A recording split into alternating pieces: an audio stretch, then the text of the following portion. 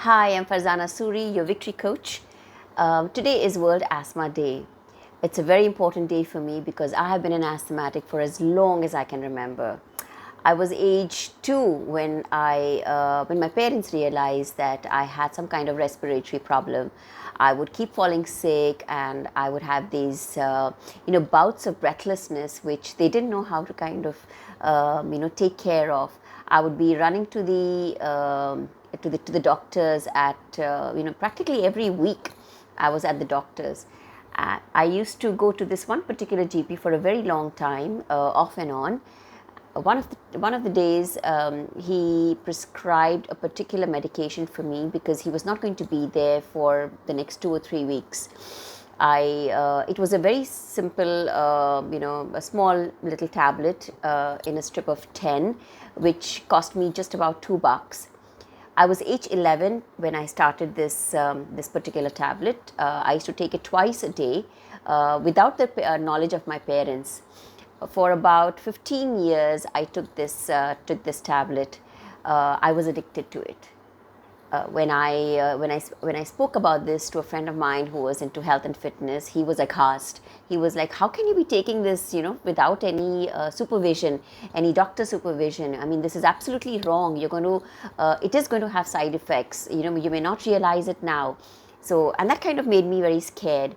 So he worked along with me to ensure that I kind of get over it, and I did. It took me about a year and a half to reduce my dosage and eventually be rid of it. But when I got rid of it, there was something else that I replaced it with. So did I really get rid of it? Not really, because I started taking another medication, which is a Rora Hailer, to kind of prevent and sustain my asthma. I took this for almost another 15 or 18 years. For 15 or 18 years, yes. It came to a point where I just needed to take this every day.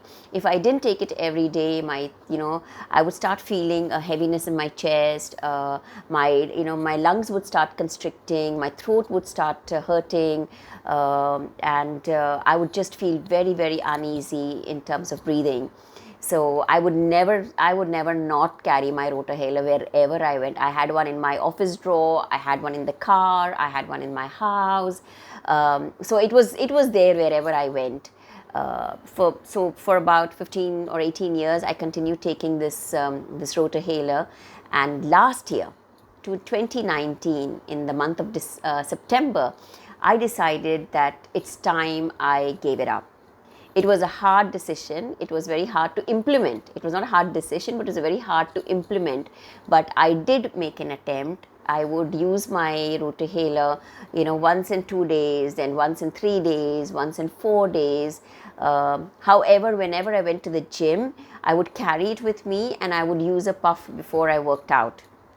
So this January, when I joined a new gym, my trainer, there's a trainer that I used to work with, Tim. He insisted that I not use the Rora Hailer when I started my workout. It was very hard for me to do that because I was like, oh my God, what if I start breathing heavily? I mean, I will not enjoy my workout. I will not even be able to complete my workout. But he said, no, you're not going to do it. Let's give it a shot. And I said, okay, let's try it. I mean, I still have the Rora Hailer with me, right? It's there with me in my hand. So if I feel uncomfortable, I can just take it. The first 5 or 6 times when I went to the gym and I didn't use the Rora Hailer, I almost felt I died. I was gasping for breath. And the trainer just asked me, are you dying? And I said, no, I don't think so. Then he said, hang on, nothing's wrong with you. Just sit down, just wait it out, and you'll be fine.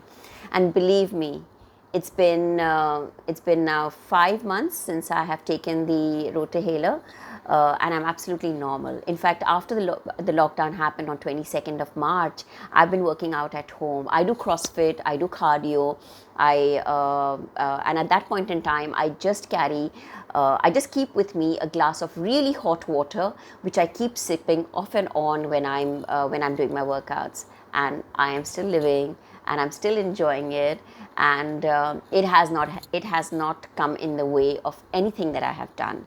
I keep the Rora Hailer with me. I do not use it.